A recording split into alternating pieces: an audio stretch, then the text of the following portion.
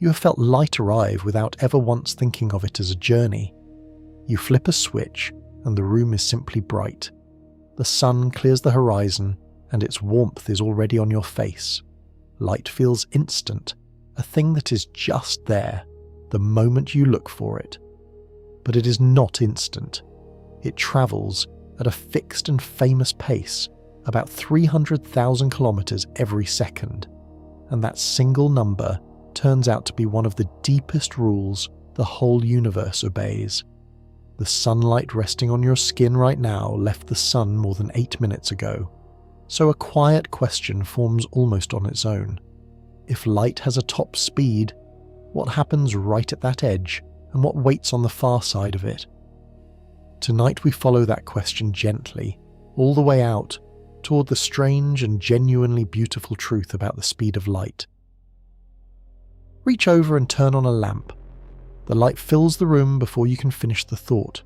It seems to arrive the very instant your finger moves, with no gap at all between the switch and the glow. For almost all of human history, that was the honest verdict of the senses.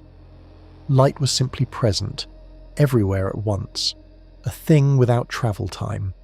The great thinkers who tried to test it mostly came away convinced of exactly that. Aristotle held that light was not a moving thing at all. Even Johannes Kepler, who mapped the motions of the planets with astonishing care, believed light crossed any distance in no time whatsoever. Then comes the fact that quietly overturns the feeling. Light moves, it has a speed, and the speed is finite. In empty space it travels about 300,000 kilometers every second. Written out more precisely, that is 299,792 kilometers each second, a figure we now hold as exact. Say it slowly, and it still sounds impossible. In one tick of a clock, light could circle the Earth roughly 7.5 times. That is why the arrival feels instant. Across the width of a room, the delay is real, but it is a few billionths of a second, far too brief for any nerve to register. Your eye and your brain simply round it down to nothing.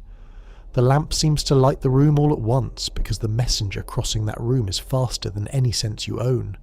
Stretch the distance, though, and the delay grows until you cannot ignore it. Sunlight is the plainest example. The sun sits about 150 million kilometers away. Its light, quick as it is, needs a little over 8 minutes to cross that gap. So the warmth resting on your face at dawn is old warmth. It left the surface of the sun more than 8 minutes before you felt it. If the sun were somehow switched off in an instant, you would go on seeing it, bright and ordinary, for those same 8 minutes before the sky noticed anything wrong. Go farther still and the delays turn enormous.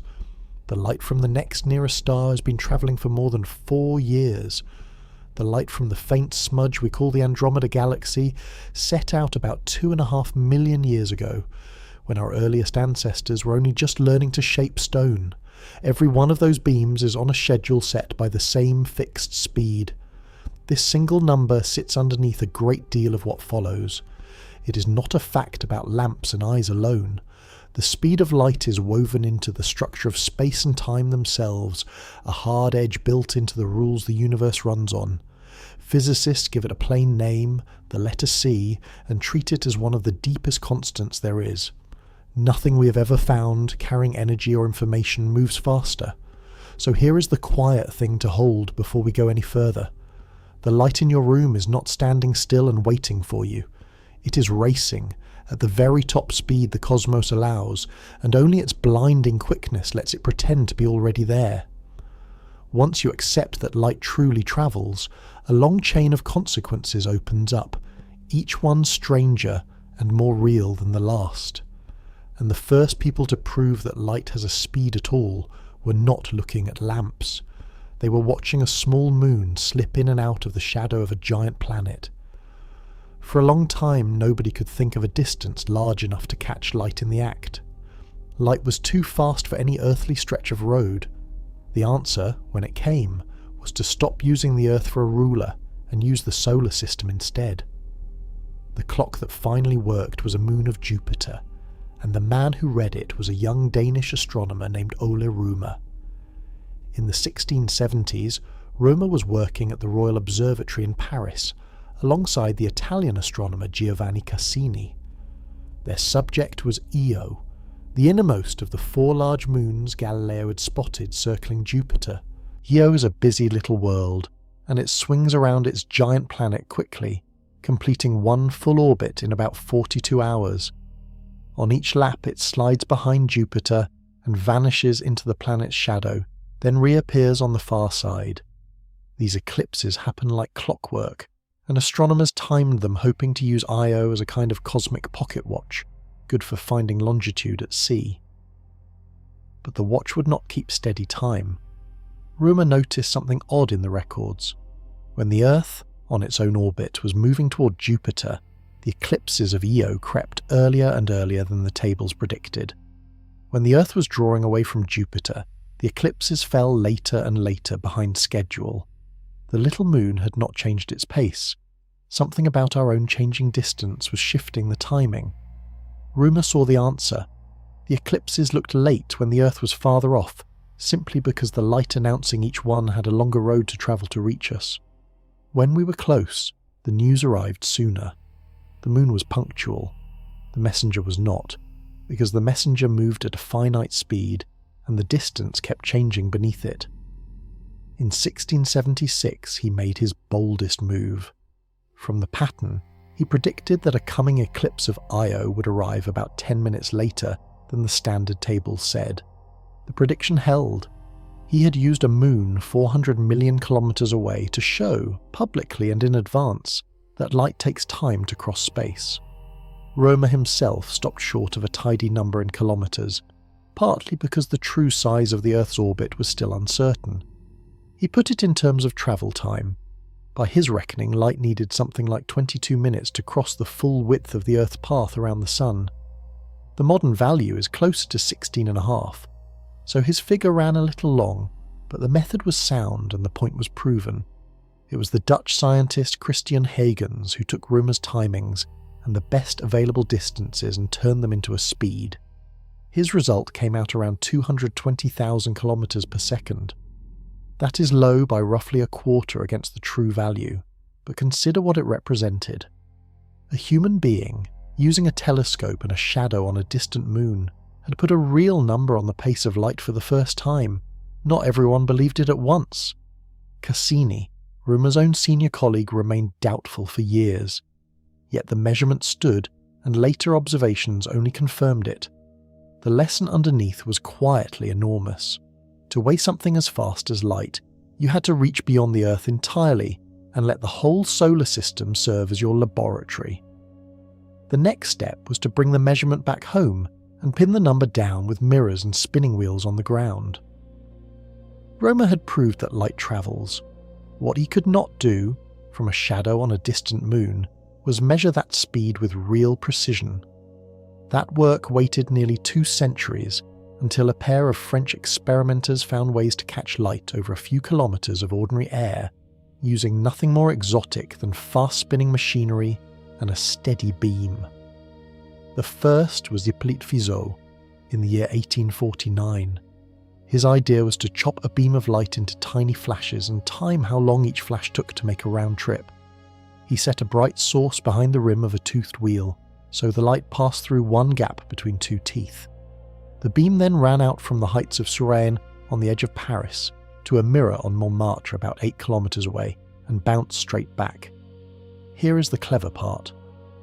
When the wheel turned slowly, the returning flash slipped back through the same gap it had left by, and Fizeau saw the light. As he spun the wheel faster, a tooth moved into the beam's path just in time to block the returning flash, and the light winked out. Faster still, and the flash cleared the next gap along and the light returned. By reading off exactly how fast the wheel had to spin to blink the beam, and knowing the distance to Montmartre, Fizeau could work out the light's travel time. His answer came to about 313,000 kilometers per second. It ran a little high, but he had measured the speed of light entirely on Earth, without any help from the planets. A few years later, his countryman Léon Foucault improved the design. In place of a toothed wheel, Foucault used a rotating mirror. A beam struck the spinning mirror, travelled out to a distant fixed mirror and returned.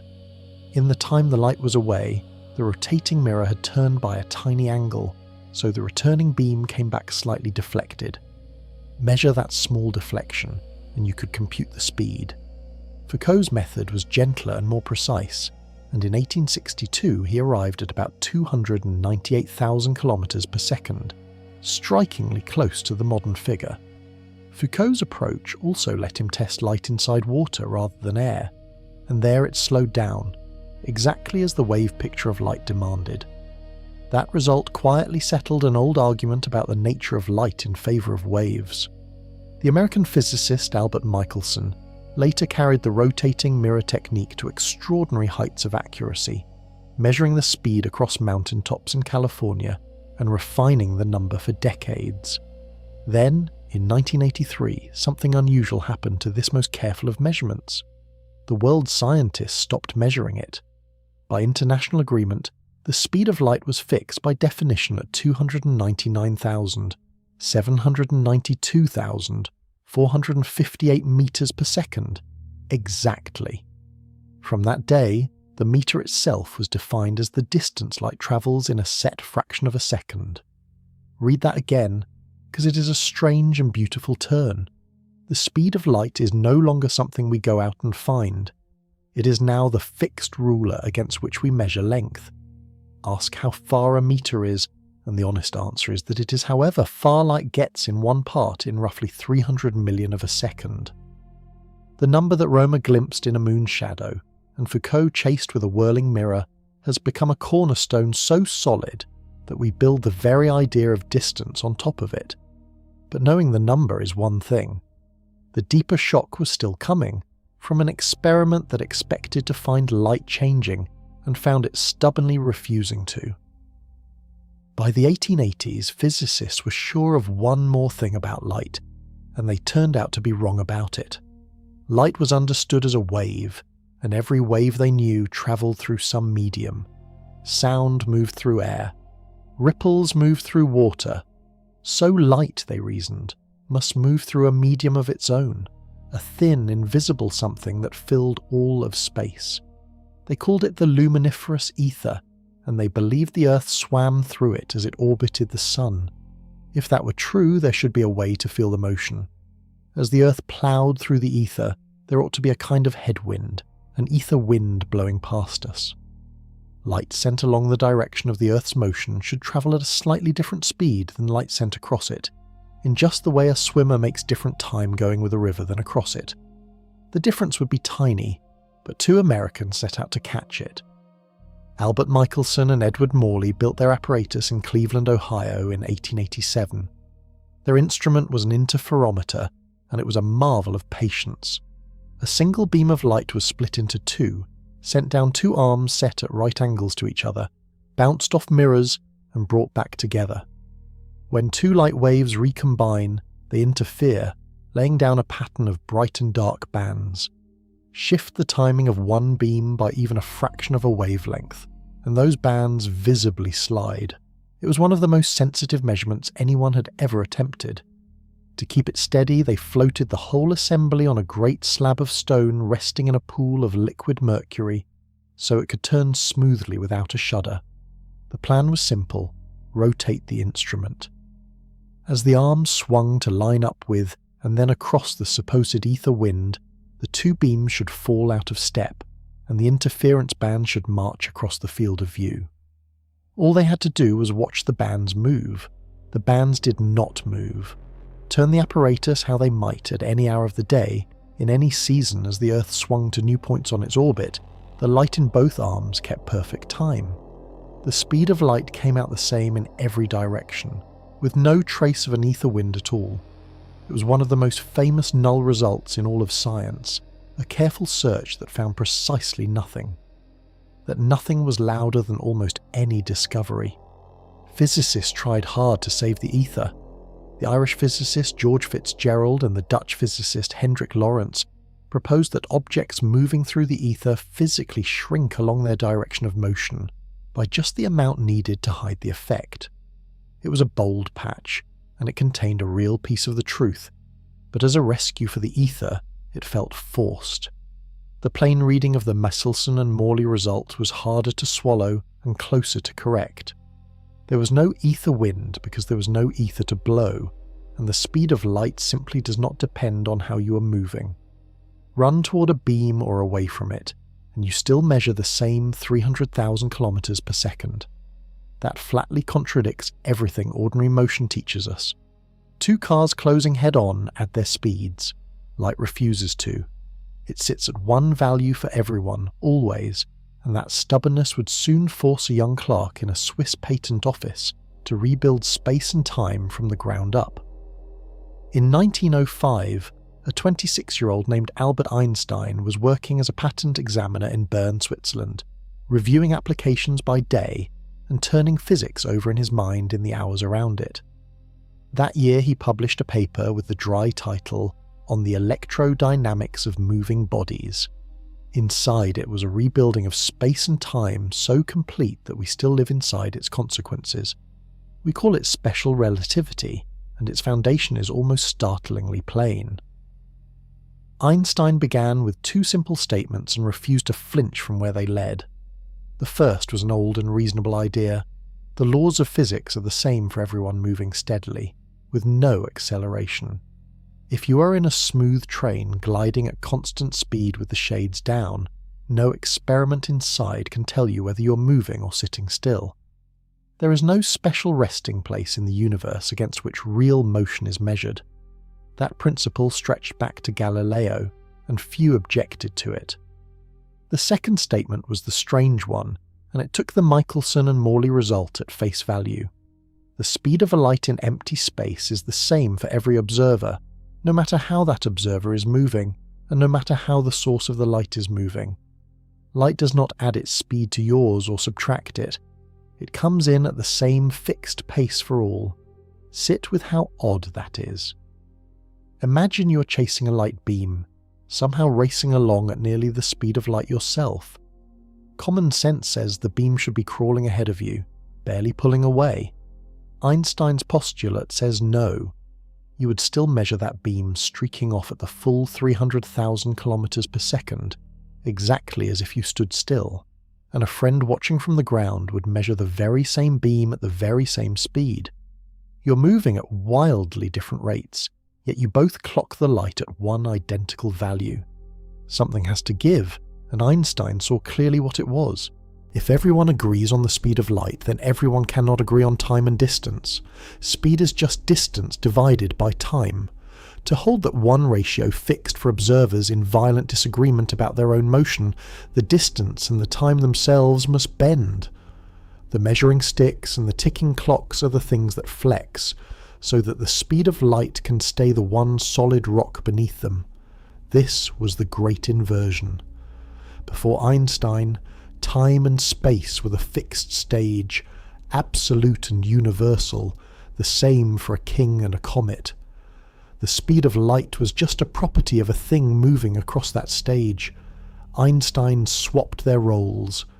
The speed of light became the absolute, the fixed thing all observers share, and time and space became the flexible quantities that adjust to protect it. He did not add a single new force or particle. He simply took two honest observations seriously enough to follow them past the point where intuition begs you to stop. The word terrifying gets attached to relativity, but the truer word is vertiginous. Nothing here is out to harm you. What unsettles is that the ground you assumed was solid. The shared and steady flow of time turns out to be personal and to depend on your motion. The rest of this journey is really just an unfolding of that one rule. Once the speed of light is fixed for everyone, moving clocks must run slow. That is not a trick of measurement. It is real, and it has been tested again and again. Start with a clock stripped down to its bare bones.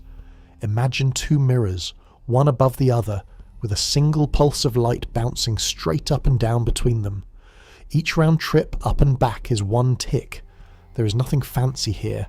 It is just light covering a fixed distance at a fixed speed, marking time as steadily as any pendulum. Physicists call it a light clock, and it makes the strangeness of relativity easy to see. Now set that clock moving. Put it on a train sliding past you at great speed with the mirrors held upright so the light still bounces up and down inside the car. To the passenger riding along, nothing is unusual. The light goes straight up, straight down, tick after even tick. But watch from the platform as the train rushes by and you see something different. During the time the light travels from the bottom mirror to the top, the whole clock has moved forward. So from your view on the platform, the light does not go straight up. It travels a slanted diagonal path, up and forward, then down and forward, tracing a long zigzag. A diagonal is longer than a straight vertical line. The light on the moving clock has farther to go for each tick, and here the fixed speed of light forces the conclusion. That light cannot travel its longer diagonal any faster to make up the difference, because light always moves at the same speed for everyone, including you on the platform. If it covers more distance at the same speed, each tick simply takes more time. The moving clock ticks slower than your own, not because it is broken, but because its light has a longer road and no license to hurry. This is time dilation, and the word means what it says. Time stretches out for the thing in motion. As seen by the observer, it is moving past. The faster the clock moves, the longer the diagonal, and the slower it runs. At everyday speeds, the effect is almost nothing, buried far beneath any notice, which is exactly why it stayed hidden for so long. But as speeds climb toward that of light, the slowing grows without limit. Physicists carry the size of the effect in a single quantity, often called the Lorentz factor. At 1/10 of the speed of light, moving clocks run slow by only about 0.5%. At 90% of light speed, a moving clock runs at less than half the pace of a clock at rest. Push to 99.9%, and the moving clock crawls, ticking away roughly 1 second for every 22 of yours. The part that genuinely bends the mind is that this is not one-sided in the way it first sounds. To the passenger on the train, it is your platform clock that is moving and running slow. Each of you sees the other's time as the stretched one. There is no contradiction, because you are measuring across a gap of space and disagreeing about what counts as the same moment in two places. Both of you are right within your own frame, and the mathematics fits together without a crack. None of this is a thought experiment left hanging in the air. It has been checked with real clocks flown on real planes, and with particles that live measurably longer when they move fast. Time dilation is a plain, tested fact of the world, and it does not travel alone. The same logic that stretches time also shrinks space, so that the very length of a moving object depends on how fast it goes. Time was the first casualty of the fixed speed of light. Space is the second, and it bends in a way that matches. If moving clocks run slow, then moving distances must shrink, and they shrink along the exact direction of the motion. Follow the reasoning through a single traveller to see why the two must go together. Picture a spacecraft flying from Earth toward a distant star at a large fraction of the speed of light. From Earth, we measure the trip as a certain distance covered in a certain time. Now, ride along with the traveller. Because of time dilation, far less time passes on the ship than we counted from home. Yet the traveller still watches that star come rushing up and arrive. They cross the gap in a short span of their own time, moving at nearly the speed of light. Something has to reconcile those two accounts. The traveller and the Earth agree near enough on the relative speed between ship and star. If the ship covers the distance in much less time by its own clock, and the speed is the same, then by the ship's own reckoning the distance itself must be shorter.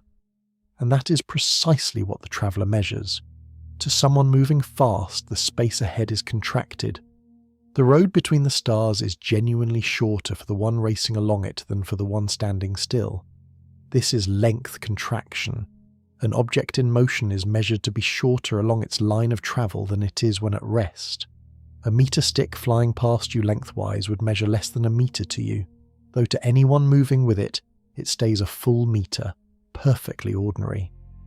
The shrinkage happens only along the direction of motion. The stick's width, crosswise to its flight is untouched. Like time dilation, the effect is set by that same Lorentz factor, and it is negligible at any speed you will ever feel. A jet airliner is contracted along its flight by less than the width of an atom, far beyond any hope of noticing. But drive the speed toward that of light, and the contraction becomes dramatic. At 90% of light speed, lengths in the direction of travel shrink to under half their resting size. Near the very edge, a long spacecraft would be squeezed from the outside view into a thin sliver. Recall that this idea first showed up as a desperate patch. Fitzgerald and Lorentz had proposed a shrinking of objects to explain why Michelson and Morley found no ether wind. In their hands, it was a physical squeezing caused by pressure from the ether, an awkward fix. Einstein kept the contraction but threw out the ether and the pressure entirely. In relativity, the shortening is not a force crushing the object. It is what space measurement genuinely becomes for something in motion. There is nothing pushing on the ruler. The ruler and the road simply are shorter, from the moving point of view. So time and space are revealed as partners, flexing together to keep the speed of light fixed for all. The traveller experiences less time. The earthbound observer sees a longer trip. Both come out consistent because the distance itself is not one shared number, but depends on who measures it. Stitch time and space together this tightly, and you can no longer treat them as separate stages. They become a single fabric, space-time, and any real motion trades one for the other. That fabric is about to push back against anything that tries to reach the speed of light itself. We have been treating speed as something you can always add more of. Push harder, burn more fuel, and go faster. Over a lifetime of walking and driving and flying, nothing contradicts that. There always seems to be room for a little more speed if you can supply a little more push. The speed of light is the place where that lifelong lesson quietly fails. The trouble lives in a quantity physicists call inertia, which is just an object's resistance to a change in its motion. A loaded truck has more inertia than a bicycle. It takes a bigger push to get it moving and a bigger push to speed it up further. In everyday life, inertia is tied to mass, and mass seems to be a fixed property of a thing. A kilogram is a kilogram whether it sits still or rolls down a hill. Relativity breaks that comfortable rule at high speeds. As an object moves faster and faster, its resistance to being sped up grows. The same push that easily accelerated it when it was slow produces less and less gain in speed as it approaches the speed of light. It is as though the object grows heavier the faster it goes, not in the sense of gaining stuff, but in the sense of becoming ever harder to accelerate. Physicists once described this by saying the object's mass increases with speed, and while the modern habit is to phrase it more carefully in terms of momentum and energy, the felt effect is exactly that. The closer to light speed, the more stubborn the object becomes. The numbers climb without mercy near the edge. At 90% of the speed of light, an object resists acceleration more than twice as strongly as it does at rest. At 99%, roughly 7 times as strongly. At 99.99%, the resistance has grown about 70-fold. Each additional sliver of speed costs disproportionately more effort than the last, and the cost is not levelling off. It is running away toward infinity. This is not a limit of engines or fuel or clever design. It is built into the structure of space-time that Einstein uncovered. The extra energy you pour into a fast object does not vanish. It goes into the object, but as it nears light speed, that energy stops translating into much extra speed, and instead makes the object still harder to push. You feed in more and more, and you get back less and less in the way of velocity. We can watch this happen, and we do, every day, in the great particle accelerators. Machines like the one at CERN near Geneva drive protons to within a whisker of the speed of light. What the physicists there see is exactly this stubbornness. To nudge those protons even a fraction closer to the limit demands enormous jumps in energy, because the particles fight harder and harder against being sped up. The accelerators are, in a sense, monuments to how steep this wall becomes. So the plain lesson from a lifetime of pushing things faster turns out to have a hidden ceiling. Speed does not simply keep adding forever. The universe answers each attempt to reach the speed of light by making the next bit of speed more expensive than the one before. Follow that rising cost to its end, and you meet something absolute.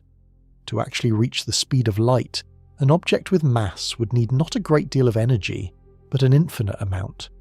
An infinity is a wall that no engine, however grand, can ever climb. Trace the rising cost of speed all the way to its logical end, and you arrive at a barrier that is not merely difficult but genuinely impossible to cross. For anything that has mass, the energy needed to reach the speed of light is not large, it is infinite, and nothing, anywhere, has an infinite supply of energy to spend. Watch the curve as an object accelerates. To reach 90% of light speed takes a certain hefty amount of energy. To go from there to 99% takes far more, though you have gained only 9% more of the speed. From 99 to 99.9, the energy bill soars again. Each step toward the limit cost more than all the steps before it combined, and the increases never taper off. Plot the energy needed against the fraction of light speed reached, and the line rises ever more steeply until, right at the speed of light itself, it shoots straight up with no top. That vertical wall is the whole story. Light speed sits at the edge of an infinite cliff of energy. This is why the speed of light is not just the fastest we have measured, but a true cosmic speed limit for matter. It is not that we lack a strong enough rocket, or that our materials would fail, though they would. It is that reaching that speed would require pouring in an endless amount of energy, and endless is not a quantity the universe can provide. An object with mass can approach the speed of light as nearly as its energy budget allows. 99%, then 99.9, then more nines still, but it can never actually arrive. The gap to the limit can shrink, but it can never close. There is a quiet exception that proves the rule, and it points at what light itself must be. Light does travel at the speed of light, so do a few other things like the particles that carry the strong nuclear force. Every one of them shares a single feature. They have no mass at all. The particle of light, the photon, is massless, and that is exactly why it can move at c, and in fact must move at c and never at any other speed. It has no inertia of the ordinary kind to resist reaching the limit, no rest mass demanding infinite energy. So the universe sorts everything into two clean camps. Things with mass are forever locked below the speed of light, able to approach but never touch it.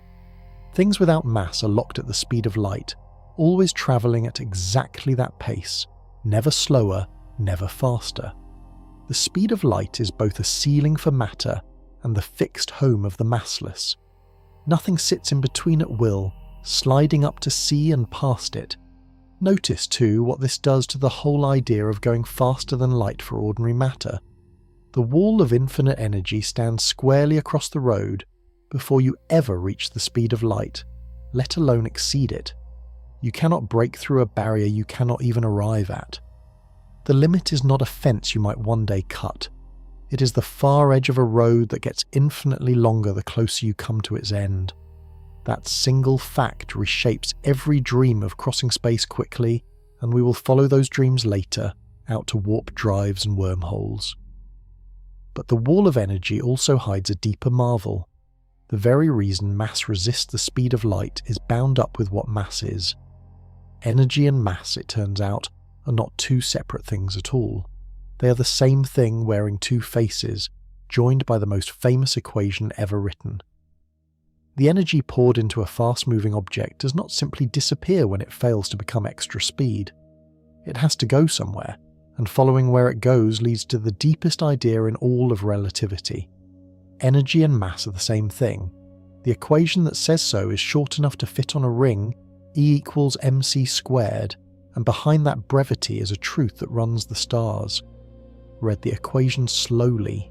E is energy, the small m is mass, and c squared is the speed of light multiplied by itself, an enormous number. What the equation says is that a given amount of mass is equivalent to a specific amount of energy, and the exchange rate between them is that giant figure, the speed of light squared. Mass, in this view, is a supremely concentrated form of energy. A tiny amount of matter holds a staggering quantity of energy locked inside it. The reason the yield is so vast is that c² is so large.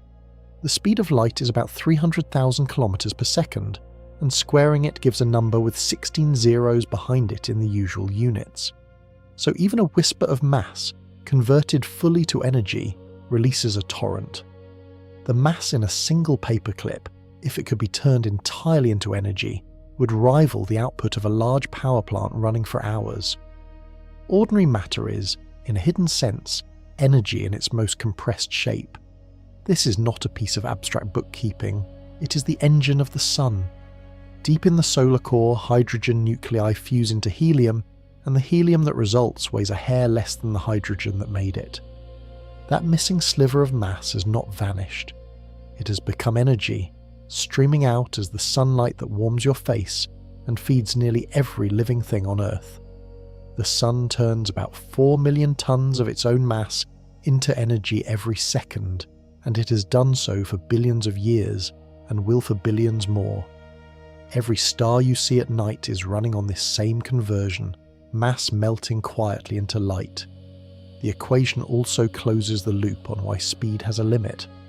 When you push an object and it refuses to go much faster near light speed, the energy you add increases its energy, and because energy and mass are one, that shows up as increased inertia and increased resistance to acceleration. The object grows harder to push precisely because you have poured energy into it, and energy carries the same stubbornness that mass does. The wall of infinite energy and the growing inertia are two views of the single fact that mass and energy are interchangeable. There is a gentler way to hold the idea. Mass is a kind of frozen motion, energy held so still and so concentrated that it presents itself to us as solid stuff. The chair you sit in, the water you drink, your own body, are all energy in a locked and quiet form. Set that energy free, as the sun does, and it pours out as light and heat at a scale that dwarfs the modest matter it came from. So the fixed speed of light is not only a limit on motion, it is the very exchange rate between matter and energy, the number that tells the universe how much light a pinch of mass is worth. That single constant, 300,000 kilometers per second, ties together the pace of a sunbeam, the ceiling on all speed, and the fire inside every star. And all of it, remarkably, has been confirmed not just in the heavens, but by tiny particles raining down on your head from the sky. All of this could sound like elegant theory, a beautiful structure with no way to touch it. But time dilation is not a story we tell. It is a fact we can catch in the act, and one of the cleanest proofs falls onto your head, silently, all day long. It comes in the form of particles called muons, born high in the atmosphere and reaching the ground only because their time really does run slow. A muon is a heavier, short-lived cousin of the electron. It is not something you keep in a jar because it falls apart almost as soon as it forms. Left to itself, a muon lives for only about 2/millionths of a second before it decays into lighter particles. That is its half-life, near enough a fleeting flicker of existence. Muons are made far overhead, roughly 15 kilometers up, when fast particles from deep space, the cosmic rays, slam into the thin air of the upper atmosphere and shatter into sprays of new particles. Many of those fragments are muons, and they come streaking downward at very nearly the speed of light. So far, so ordinary. Now do the simple arithmetic, and a puzzle appears. A muon lives about 2/millionths of a second, even racing at almost the speed of light. In that brief life, it should travel only about 600 meters before decaying. 600 meters against 15 kilometers of air to cross. By that reckoning, almost every muon should die high in the sky, far above the mountains, long before reaching the ground. Detectors at sea level should catch only the faintest trickle of survivors. Instead, they catch a downpour. Muons arrive at the surface in enormous numbers, far more than the naive calculation allows. Something is letting them live long enough to complete a journey they have no right to finish. that something is time dilation. The muon is moving at close to the speed of light, so from our standpoint on the ground, its internal clock runs slow. Its 2/millionths of a second lifespan, measured by us, is stretched out several times over, long enough for it to cover the full 15 kilometers and reach the detector before it decays. The muon is not cheating death. Its own clock still reads the same short life. It is just that its short life, seen from the ground, is dilated into a longer one. There is a second way to tell the very same story, and it is a lovely check on the theory. Ride down with the muon. In the muon's own frame, its life really is only 2/millionths of a second, no longer. But now length contraction takes over. Moving at nearly light speed, the muon measures the 15 kilometers of atmosphere as squeezed down to a fraction of that distance, short enough to cross within its brief natural lifespan. Both descriptions agree on the outcome. The muon reaches the ground. One frame explains it by stretched time, the other by shortened space, and relativity ties the two together without a seam. Physicists confirm this directly. In 1941, an experiment on Mount Washington in New Hampshire counted muons at the summit, and again far below, and the survival rate matched the predictions of time dilation with precision. The particles reaching the base were the living proof. So the strangeness of relativity is not confined to spacecraft we cannot build or speeds we cannot reach. It is falling through the roof above you right now. Thousands of these tiny travellers every minute, each one a small silent witness that time really does bend with motion. The muons prove time dilation with particles from space, but there is a fair objection to raise. Muons are exotic, and their clocks are their own decay, not something we can read like a wristwatch. So physicists did the obvious thing. They took real clocks, the best in the world, put them on airplanes, and flew them around to see if time itself would slip. It did. The experiment came in 1971, run by the physicist Joseph Hafele and the astronomer Richard Keating. They used atomic clocks, devices that keep time by the incredibly steady vibrations of cesium atoms, accurate enough to notice differences of billionths of a second. They carried these clocks aboard ordinary commercial airliners and flew them around the world, once heading eastward and once heading westward. All the while, matching atomic clocks stayed behind at the United States Naval Observatory as the reference. When the planes landed, they compared the travelling clocks against the ones that had stayed home. The flying clocks disagreed with the ground clocks by tens of billionths of a second, and in the exact directions relativity predicted. Two effects were in play at once. Special relativity from the plane's speed tends to make the moving clock run slow. But there is a second effect from Einstein's later theory of gravity, general relativity, which says that clocks higher up, where gravity is weaker, run slightly fast. Up at cruising altitude, that height effect speeds the clocks up. The two influences push in opposite directions, and their balance depends on which way you fly relative to the Earth's own spin. That is why the eastbound and westbound flights came out differently, and why the sign of the shift flipped between them. The predicted numbers, worked out beforehand from the flight paths and speeds and altitudes, matched what the clocks actually showed once they were back on the ground. Time had genuinely run at different rates for the clocks that flew and the clocks that stayed, and the difference was not a rounding error. It was measured, and it fit. If flying clock sounds like a curiosity with no bearing on daily life, consider the device in your pocket, the global positioning system. The network that tells your phone where it is depends on relativity working exactly as Einstein described. GPS relies on a fleet of satellites, each carrying its own atomic clock, circling the Earth about 20,000 kilometers up. Your receiver figures out your location by comparing the timing of signals from several satellites at once. For that to work, those clocks must agree with clocks on the ground to within billionths of a second. But the satellite clocks do not naturally agree. They are moving fast, which by special relativity makes them run slow, and they are high above the Earth, where gravity is weaker, which by general relativity makes them run fast. The height effect wins, and the net result is that each satellite clock gains about 38 millionths of a second every day compared to the ground. Left uncorrected, that drift would throw off the position calculation by several kilometres within a single day, growing worse by the hour. Your navigation would be useless before lunch, so the engineers build the correction straight into the system. The satellite clocks are deliberately adjusted to account for both relativistic effects, keeping them in step with the ground. Every time your phone quietly finds you on a map, it is silently confirming that time bends with speed and with gravity, precisely as the theory says. Relativity is not a distant abstraction. It is running in the background of an ordinary afternoon.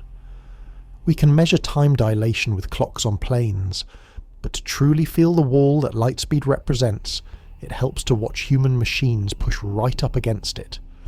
We have built one that drives particles to within a hair of the ultimate limit, and it fills a tunnel beneath the border of two countries. It is the Large Hadron Collider, and inside it, protons run so close to light speed that the tiny gap left over becomes the whole point. The collider sits near Geneva, straddling the border between Switzerland and France, operated by the European laboratory known as CERN. Its main ring is a tunnel about 27 kilometres around, buried roughly 100 metres underground. Inside runs a pipe holding a vacuum emptier than most of outer space, kept colder than the depths between the stars by liquid helium. Around that pipe stand thousands of powerful magnets, and their job is to bend and focus beams of protons as they race around the loop. A proton is a piece of an atom's core, one of the particles that make up ordinary matter. In the collider, protons are stripped from hydrogen gas and injected into the ring, then given a push each time they pass certain points, accelerating a little more on every lap. They circle the 27-kilometre ring more than 11,000 times every second. With each pass they gain energy, and with each gain they inch closer to the speed of light, though never reaching it. Here is where the numbers become almost poetic in their stubbornness. At full energy, the protons in the Large Hadron Collider travel at about 99.9999991% of the speed of light. Read those nines carefully. The protons are so close to the limit that they trail light by only about 3 meters per second. In a full lap of 27 kilometers, a beam of these protons would fall behind a beam of light by a distance you could measure with a ruler. And yet that final sliver of speed remains uncrossable. All the vast energy of the machine cannot close it. This is the wall of infinite energy made visible. The engineers at CERN can pour in more and more power, and the protons respond by gaining energy and colliding harder. But their speed barely creeps upward, gaining another 9 after the decimal point at enormous cost. The extra energy is not wasted. It goes into the protons and shows up when they smash together, conjuring showers of new particles from the raw energy of the impact, exactly as E equals mc squared allows. That is how the collider found the Higgs boson in 2012, by turning motion energy into new mass. So the Large Hadron Collider is, among its many roles, the most direct demonstration we have of the speed limit. It takes protons closer to light speed than anything else made by human hands, and even there, at 99.9999991%, the last thin margin holds firm.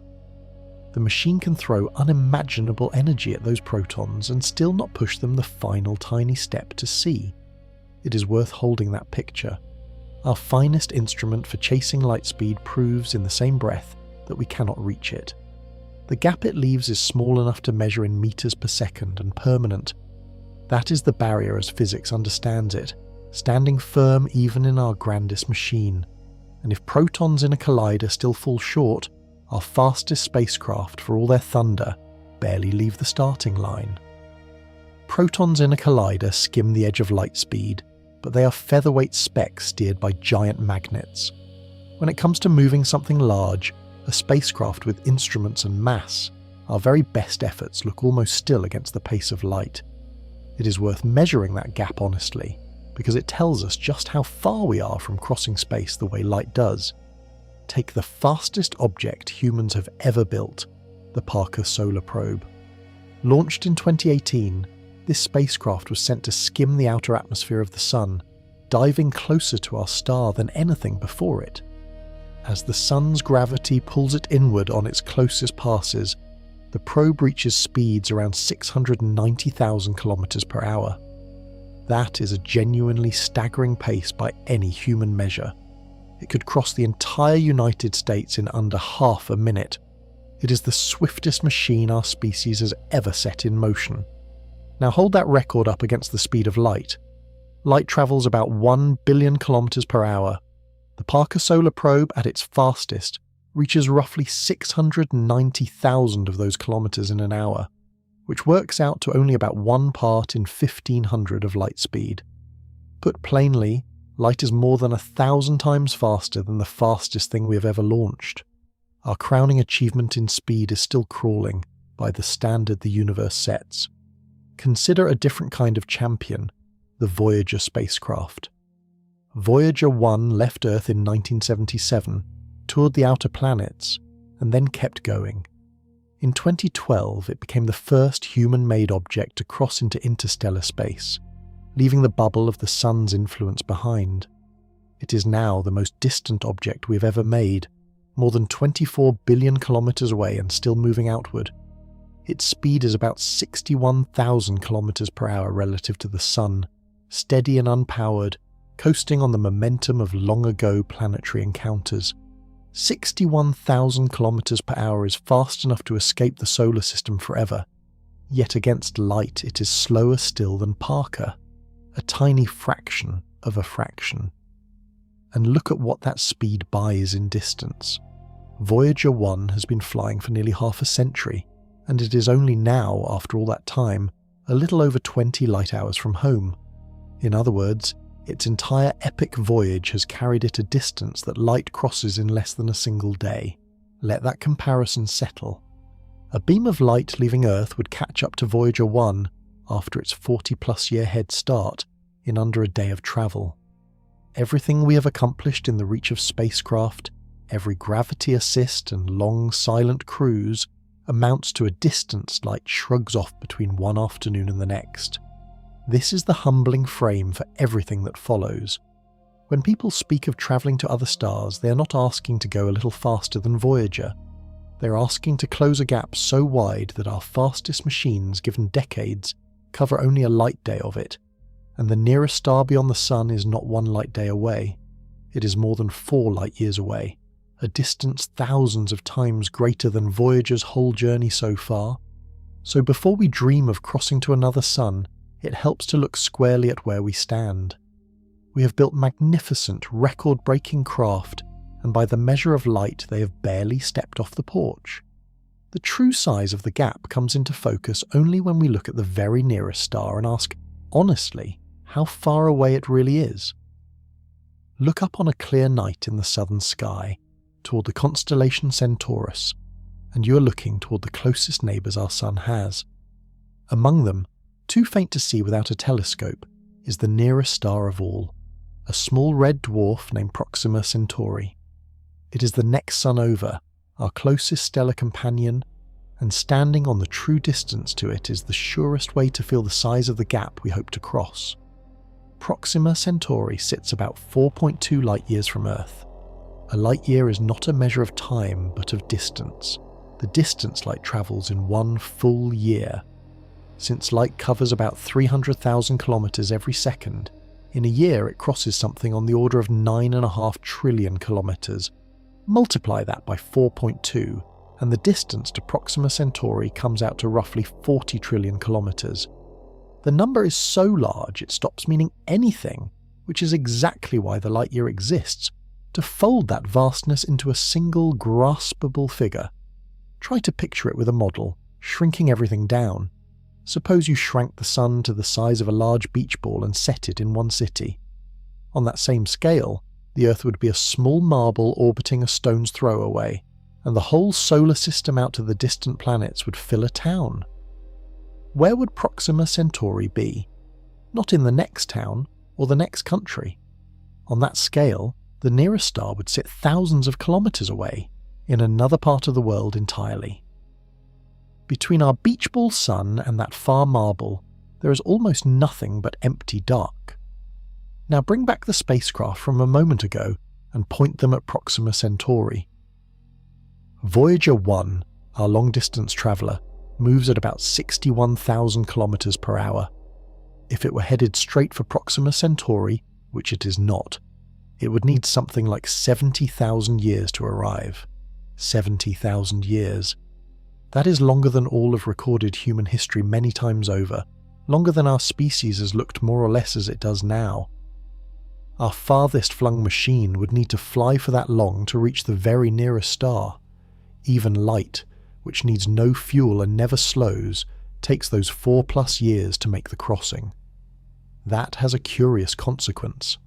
Proxima Centauri hosts at least one planet in the zone where liquid water could exist, a world called Proxima Centauri b.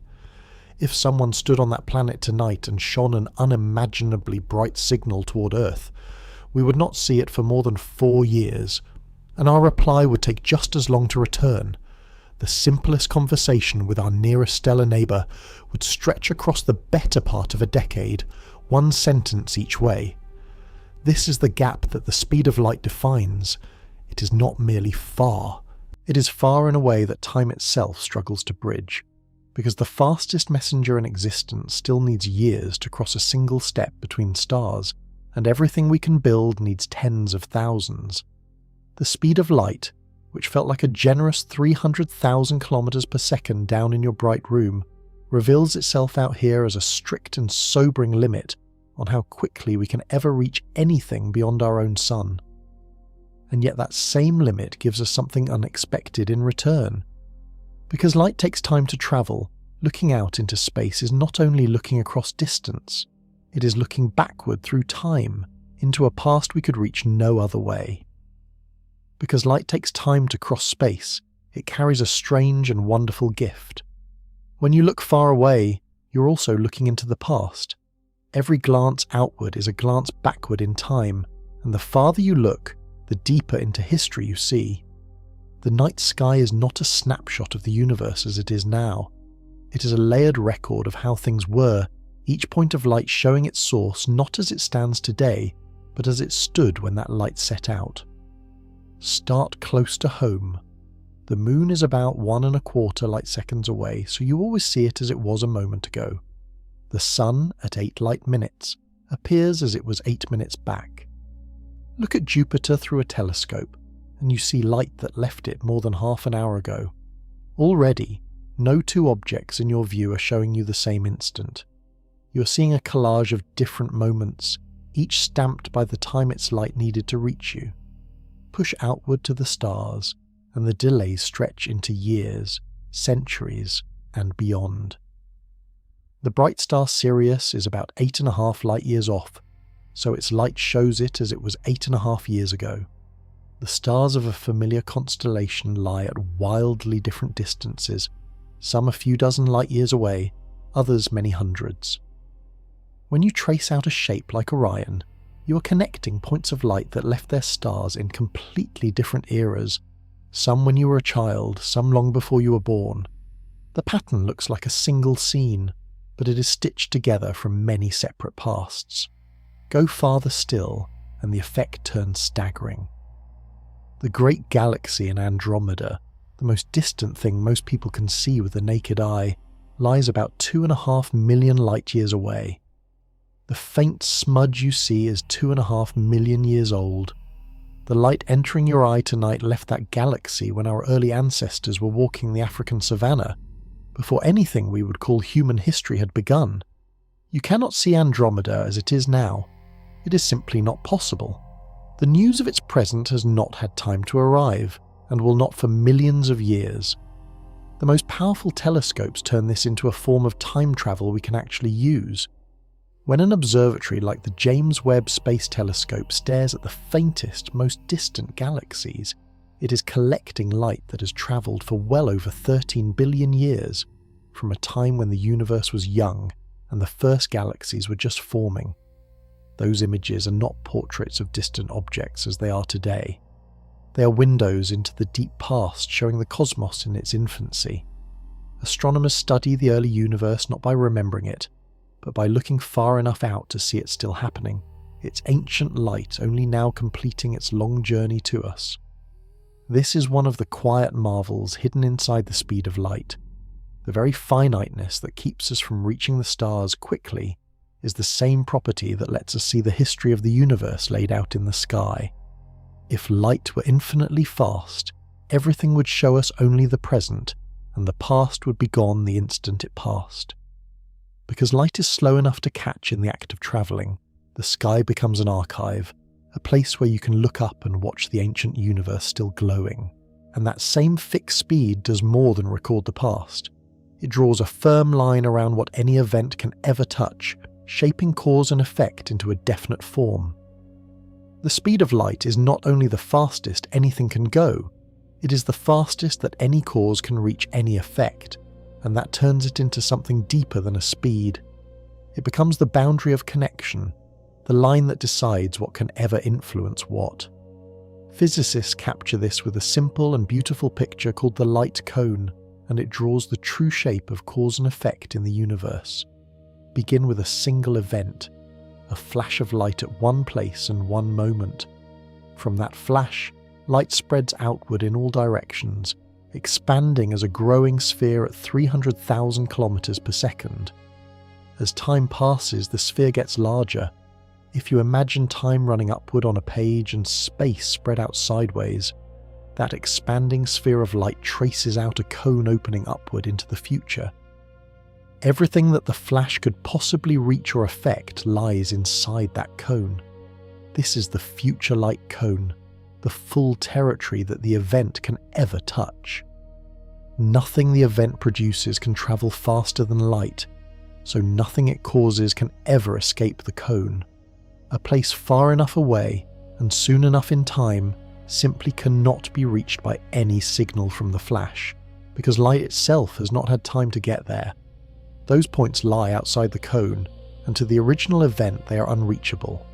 No influence, no message, no push of any kind can cross from the flash to them within that span. They are, in the strict language of physics, causally disconnected from it. The same picture works in reverse, pointing down into the past. There is a second cone opening downward, the past-like cone, containing every event that could have sent a signal arriving at your flash in time to affect it. Anything outside that lower cone is too far away to have influenced the flash, because its light could not have reached the flash's place and moment.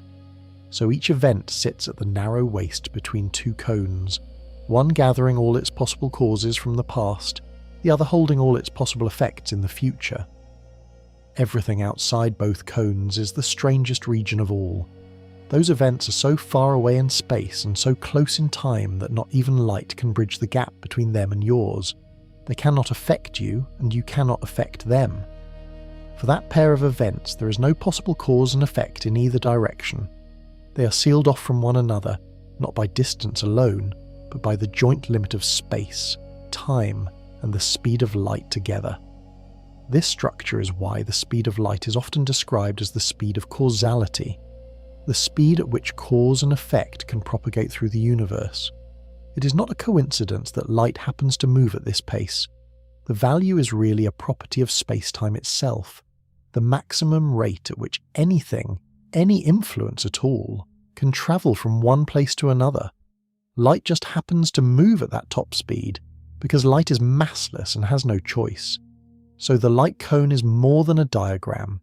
It is the shape of what can happen. It tells you, for any event, exactly which parts of the universe it can ever reach, and which it never can. Cause and effect are not free to leap across space at any speed. They are bound inside these cones, expanding at the pace of light and no faster. And it is precisely this structure, this firm ordering of cause before effect, that reveals why breaking the speed of light would not just be difficult, it would tear at the logic of time itself. The light cone gives cause and effect a fixed order. Cause comes first, effect follows, and light sets the slowest gap between them. This ordering feels so basic that we never question it. You strike a match, then the flame appears. You send a message, then it arrives. The cause always leads. But that reliable order rests entirely on nothing outrunning light, and if something did, the order would come apart. Here is the heart of the problem. In relativity, observers moving at different speeds do not always agree on the timing of distant events. Two things that look simultaneous to you can look staggered to someone flying past, and the sequence of widely separated events can even flip for them. Ordinarily, this causes no trouble, because the events that could flip order are ones too far apart for light to connect. They cannot affect each other anyway, so no one cares which came first. The disagreement stays harmless. Now suppose you could send a signal faster than light. That signal would cross exactly the kind of gap where observers disagree about timing. To you, the signal leaves first and arrives second in the sensible order. But to an observer moving quickly in the right direction, the very same signal arrives before it was sent. Not by illusion, but by the honest reckoning of their own clocks and rulers. What was cause and effect for you becomes effect and cause for them. Chain two such signals together, and the trouble becomes concrete. Imagine a faster-than-light message sent from Earth to a distant ship, and a reply sent faster than light back. With the motion arranged just so, the reply can return to Earth before the original message was ever sent. You could receive an answer to a question you have not yet asked. You could learn the outcome of a choice before you make it, and then choose otherwise. The clean thread of cause leading to effect ties itself into a knot. Physicists have a wry name for the device this would allow. They call it the tachyonic anti-telephone, a phone that rings in the past. It is not a real machine. It is a warning, a way of showing what any faster-than-light signalling would let you build, and the answer is a genuine contradiction. Effects arriving before their causes are not merely strange. They break the logic the universe seems to run on, where the future depends on the past and not the other way around. This is why the speed of light matters far more than the word speed suggests. The limit is not really about how fast a rocket can fly. It is about protecting the order of time itself. As long as nothing carrying information outruns light, every observer, however they move, agrees on which events could have caused which. Cause always precedes effect for everyone. Break the light barrier, and that agreement shatters, and with it the whole sensible flow from before to after. So the barrier is not an engineering nuisance standing between us and the stars. It is woven into the meaning of cause and effect. The same speed that draws the light cone also guards the difference between what has happened and what has not. To send a signal faster than light would be to reach into the past, and the universe, as far as we can tell, does not permit that. That is the deep reason the limit holds so firmly. It is not just that fast things grow heavy and hard to push, it is that the alternative would let effect come before cause, which raises a natural question about the particles physicists once dreamed up to live on the far side of that wall. If light divides all things into two camps, those with mass locked below its speed and those without mass locked at it, a curious thought arises. What about a particle that lives entirely on the far side, one that is always faster than light and can never slow down to it? Physicists gave this hypothetical creature a name. They called it a tachyon, from the Greek word for swift, and studied what such a thing would have to be like. What they found keeps it firmly in the realm of imagination. The idea traces to the 1960s, when the physicist Gerald Feinberg and others worked out the rules a faster-than-light particle would obey if it existed. The mathematics of relativity does not forbid you from writing down such a particle. You can put its speed above that of light and follow the equations to see what comes out. And what comes out is very strange indeed. Recall that as an ordinary object speeds up, its resistance to acceleration grows, climbing toward infinity right at the speed of light. Turn that around for a tachyon, always above light speed, and the behavior inverts. A tachyon would speed up as it lost energy, and slow toward the speed of light as it gained energy. To slow one down to just above c, you would need to pump infinite energy into it, the mirror image of the wall we already know. The speed of a light bars ordinary matter from above and would bar a tachyon from below.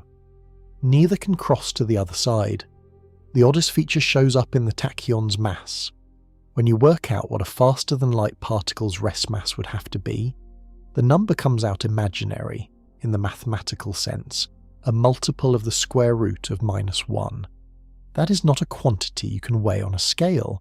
It is a signal, in the equations, that we are describing something with no ordinary physical footing, a placeholder for a thing that may simply not exist. And there is the deeper trouble carried over from before. Because a tachyon would travel faster than light, it would run straight into the causality problem. Send information on a beam of tachyons, and you could, with the right arrangement, deliver a message into your own past with all the contradictions that brings. A real tachyon that could carry a signal would let you build the phone that rings before you dial.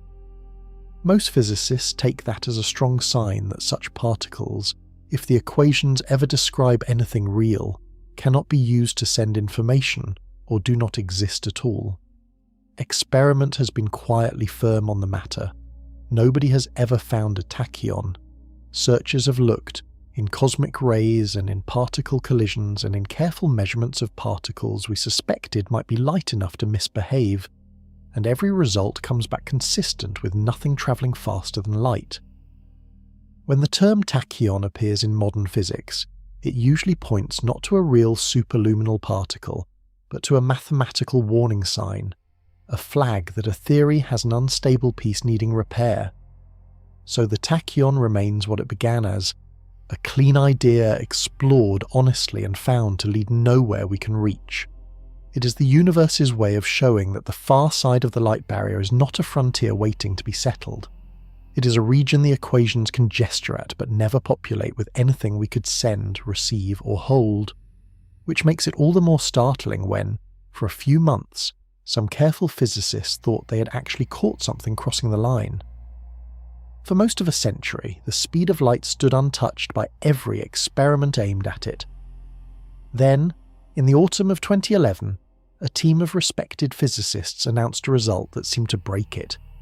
They had measured a stream of particles arriving a hair sooner than light should allow, and they said so openly, and for a few tense months the physics world held its breath. The story of how that claim rose and fell is one of the finest examples of science checking itself in the open. The experiment was called Opera, and it sat deep under a mountain in central Italy, at the Gran Sasso laboratory. Its subject was the neutrino, a ghostly particle so reluctant to interact with matter that trillions pass through your body every second unnoticed. The neutrinos in question were made at CERN, near Geneva, and fired straight through the rock of the Earth toward the detector in Italy, a journey of about 730 kilometres. By timing when the neutrinos left and when they arrived, and knowing the distance, the team could work out their speed. The results stunned everyone, including the team itself. The neutrinos appeared to arrive about 60 billionths of a second earlier than light would have, as if they had beaten light across the distance by a sliver. 60 nanoseconds is a tiny interval, but the measurement seemed careful, and the implication was enormous. If true, it would mean particles travelling faster than light, and everything that followed from that, including the collapse of cause before effect. To their great credit, the Opera team did not proclaim a revolution. They published their finding as a puzzle, laid out the measurement in full, and asked the wider community to help find the error they suspected must be there. That is the honest heart of science on display. Rather than defend a thrilling claim, they invited the world to tear it apart, because an extraordinary result demands extraordinary scrutiny before anyone believes it. The scrutiny paid off.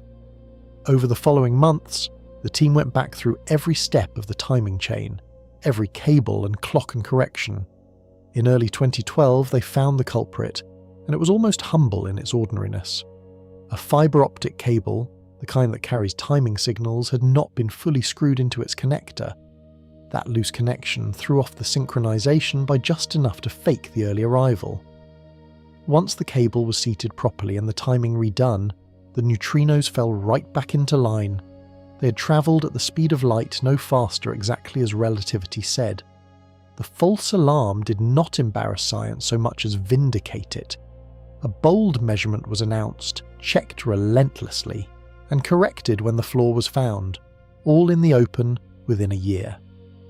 The speed limit emerged stronger for having been tested so hard. If anything could have shown a crack in it, this was the kind of careful attempt that would have, and instead it revealed only a loose plug in a cable. There is a quiet lesson in the loose cable. Nature had not bent. The apparent violation came from the sort of humble mechanical slip that haunts every real experiment, and finding it took patience rather than genius.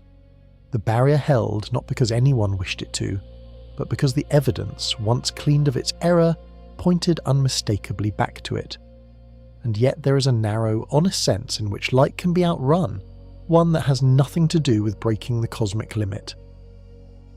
There is a place where you can watch something outrun light with your own eyes, and it glows a deep, eerie blue. Peer into the water surrounding certain nuclear reactors, and you will see it, a soft blue light welling up from around the reactor core, quiet and steady.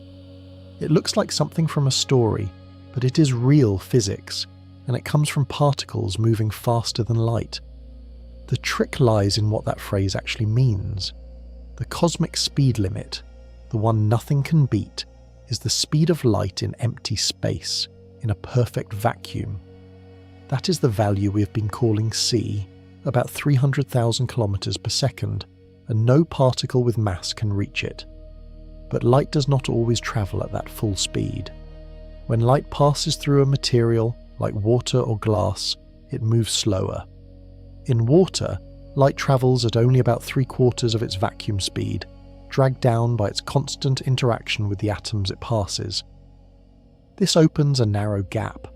A fast particle, an electron say, flung out from radioactive decay inside the reactor, can move through the water faster than light itself moves through that same water, while still travelling slower than light does in a vacuum. It never breaks the true cosmic limit. It simply outruns the sluggish, slowed-down light within the water, and when a charged particle does that, it produces a glow. The blue light is called Cherenkov radiation, after the Russian physicist Pavel Cherenkov, who studied it carefully in the 1930s. He shared the Nobel Prize for the work. The glow is often compared to a sonic boom, and the comparison fits well. When a jet flies faster than sound through air, it piles up a shock wave of sound behind it, heard on the ground as a boom. When a charged particle flies faster than light moves through water, it piles up a shock wave of light, seen as that blue glow.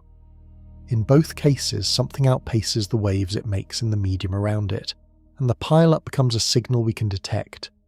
The colour is no accident either. Cherenkov radiation comes out more strongly at the blue and violet end of the spectrum, which is why reactor pools shine with that particular cold blue rather than white or red. It is one of the few places where a deep truth of physics presents itself as something you can simply look at and admire. Far from being a mere curiosity, Cherenkov light has become a working tool. Giant detectors buried deep underground, filled with thousands of tons of pure water, watch for these faint blue flashes to catch neutrinos and other elusive particles. When a rare particle interaction sends a charged particle speeding through the tank, the ring of Cherenkov light it leaves tells the scientist what passed through and from which direction. The glow that means faster than light motion in water is one of our best windows onto the ghost particles of the cosmos. So light can be outrun in this careful and honest sense, and the universe suffers no contradiction from it. Nothing here beats the true speed limit. A particle simply moves through water faster than the local, slowed light does, and pays for it with a beautiful blue glow. The cosmic barrier stands exactly where it always did, in the vacuum, untouched. Which brings us to the one phenomenon that seems at first glance to send an influence across space instantly, faster than any light. Of everything in physics that seems to defy the speed of light, one phenomenon unsettles people most, and it troubled Einstein himself. He called it spooky action at a distance, and he never fully made peace with it. It is quantum entanglement, and at first hearing it sounds like a clear violation of the cosmic limit, a link between distant particles that acts instantly across any gap. Look closely though, and the appearance of faster-than-light signalling quietly dissolves. Entanglement begins when two particles are created together in a shared quantum state, so that their properties are linked. Take a property like spin, a kind of quantum orientation that can come out one of two ways when measured. Call them up and down. For an entangled pair, the two are correlated. If one particle is measured as up, the other will be found down, and the other way around. This holds no matter how far apart the two particles have drifted, even if one stays on Earth and the other is carried light years away. Here is the part that raises eyebrows. In quantum theory, neither particle has a settled spin before it is measured.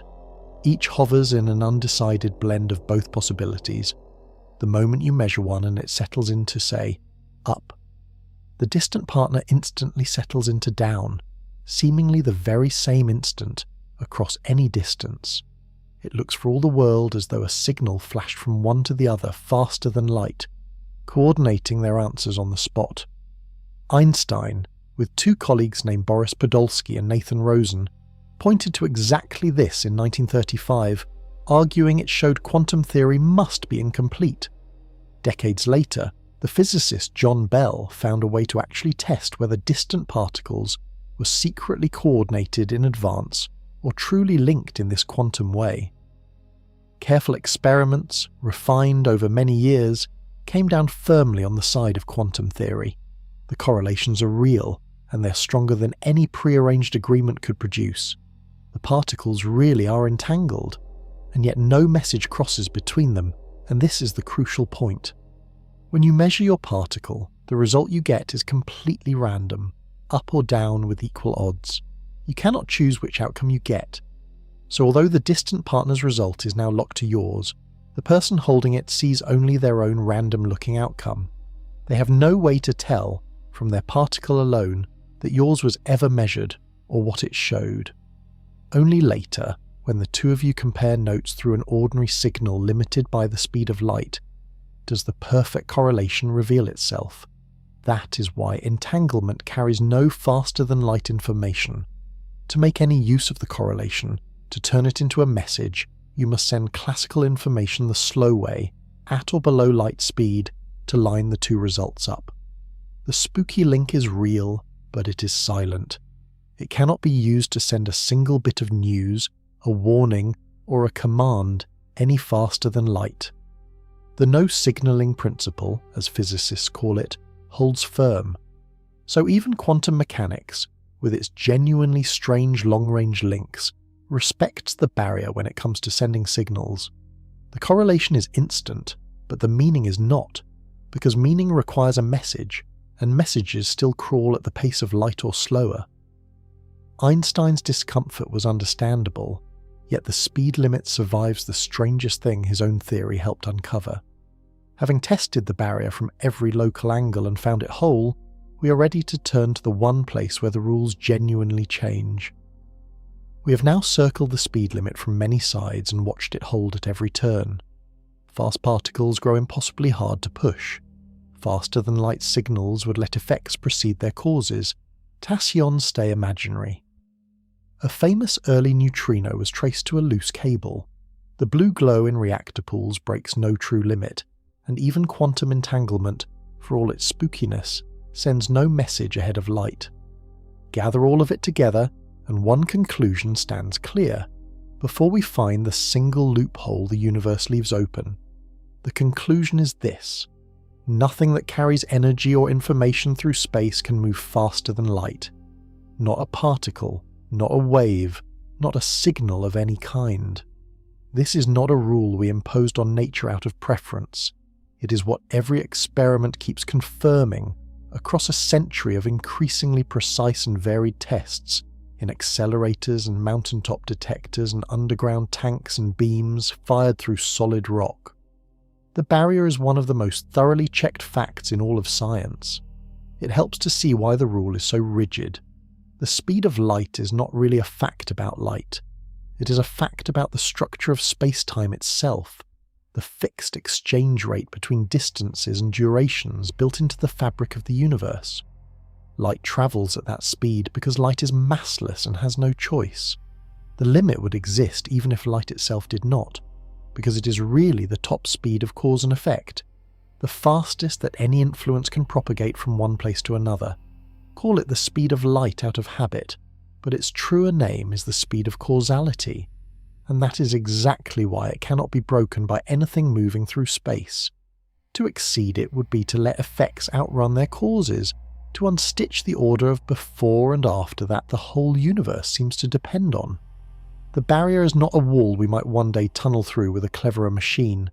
It is closer to a law of logic wearing the clothes of physics, guarding the difference between what has happened and what has not. So for anything travelling through space, from a photon to a proton to a spaceship, the verdict is final. Light speed is the ceiling, and matter can only approach it, never reach it, never pass it. Every dream of a fast crossing to another star runs headlong into this. The nearest star is more than 4 light-years off, and no object with mass can shorten that trip below 4 years of travel, no matter how much energy it burns. The barrier is as much a limit on our ambitions as on our particles, but notice the careful word that has been sitting quietly in every statement of the rule. Nothing can move through space faster than light. Through space. The limit governs motion across the fabric of space-time, objects travelling from one point to another within it. It says nothing, yet, about the fabric itself. It does not forbid space from doing something objects cannot. And space, it turns out, does exactly that. The limit that holds so firmly for every object within the universe does not bind the expansion of the universe as a whole. Space itself can carry things apart faster than light, not by moving them through space, but by stretching the space between them. The barrier we have proven so airtight has one genuine exception, and it is written across the entire sky. To find it, we leave the local world of particles and signals behind and turn to the grandest motion there is, the expansion of the cosmos itself. The barrier holds for everything that moves through space, but space is not a fixed stage on which things move. Space itself can stretch, and when it does, it obeys no speed limit at all. This is the one true way that light can be outrun, and it is happening right now, everywhere, on a scale that dwarfs everything we have discussed. Distant galaxies are receding from us faster than light, and they break no law in doing so. The story began in the 1920s, when the astronomer Edwin Hubble, working with the Great Telescope on Mount Wilson in California, studied the faint smudges we now know are other galaxies. He measured how fast they were moving, using the stretch in their light, and he found something remarkable. Nearly all of them were moving away from us. More striking still, the farther away a galaxy was, the faster it was receding. Double the distance, and the speed of retreat roughly doubled too. This steady relationship became known as Hubble's law, credited now to both Hubble and the Belgian priest and physicist Georges Lemaître, who saw its meaning early. The natural first thought is that galaxies are flying apart through space, like debris from an explosion. But that picture is wrong, and the truth is stranger and gentler. The galaxies are not rushing through space away from a centre. Space itself is expanding, swelling everywhere at once, and carrying the galaxies along with it. The distance between any two galaxies grows not because they are travelling apart, but because new space is continually appearing between them. A common way to picture it is a loaf of raisin bread rising in the oven. As the dough expands, every raisin moves away from every other raisin. Pick any raisin, and its neighbours drift off slowly, while distant raisins recede quickly, because there is more expanding dough between you and them. No raisin is the centre. Each one sees all the others retreating faster the farther off they are. The galaxies are the raisins and space is the rising dough. Now comes the consequence that matters. If the distance to a galaxy is large enough, the total expansion of all the space between us and it can add up to a recession faster than light. The space is not moving through anything, and the galaxy is not moving through its own local space at superluminal speed. It is simply that so much space lies between us, all of it stretching at once, that the gap widens faster than light could cross it. Galaxies beyond a certain distance, called the Hubble distance, recede from us faster than the speed of light. This does not violate relativity, and that is the subtle heart of it. The cosmic speed limit governs how fast things can move through space, not how fast space itself can expand. No object is overtaking a light beam in its own neighbourhood. Locally, in every patch, light is still the fastest thing there is. It is only the sum of countless stretching patches added across billions of light years that produces a recession beyond light speed. The rule for motion through space and the behaviour of space itself are simply two different things. So the barrier we prove so firm has exactly one loophole, and it is not a trick or a technology. It is the universe expanding. The very fabric that carries light and matter can grow faster than light travels across it. Once you accept that space stretches this way, a strange fact about the sky follows, one that seems impossible until you see where it comes from. The universe we can see reaches far, far past its own age in light years. If the universe is about 14 billion years old, you might reasonably guess that the farthest we could possibly see is 14 billion light years, the distance light could have travelled since the beginning. It is a sensible guess, and it is wrong. The edge of the observable universe lies not 14 billion light years away, but about 46 billion. The reason is the same stretching space we just met, and it leads to a picture of the cosmos far vaster than its age alone would suggest. Start with what observable actually means. We can only see a part of the universe, the part from which light has had time to reach us since the cosmos became transparent, not long after its birth. Light from anything farther has simply not arrived yet. That boundary, the farthest light we can receive, marks the edge of the observable universe. Beyond it, there may well be far more universe, perhaps endlessly more, but its light has not had time to cross the gap, so it lies hidden from us. Now here is where the number grows. Consider the most distant light we detect, the faint afterglow of the early universe. That light set out more than 13 billion years ago, and it has been travelling toward us ever since.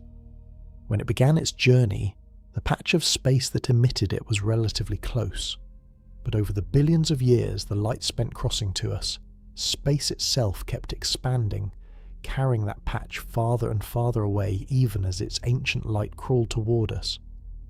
So the light we receive now left a place that has, in the meantime, been swept out to a much greater distance by the expansion. The light travelled for about 13 billion years, but the source that emitted it is now roughly 46 billion light years away, because the space in between stretched enormously while the light was in transit. We see the object as it was, but its present location has been carried far beyond where it stood when the light departed. This is why the observable universe is a sphere about 93 billion light-years across, far wider than its age in years would allow if space held still.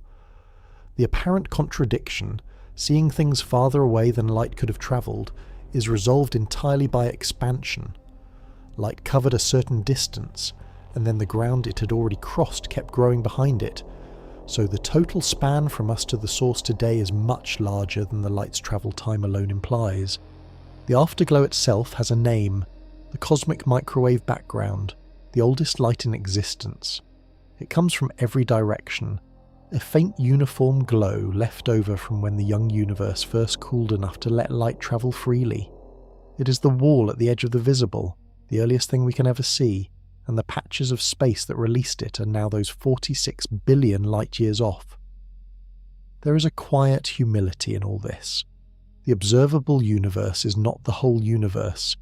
It is only the portion whose light has reached us, a bubble centred on our own vantage point, defined by the finite speed of light and the finite age of the cosmos.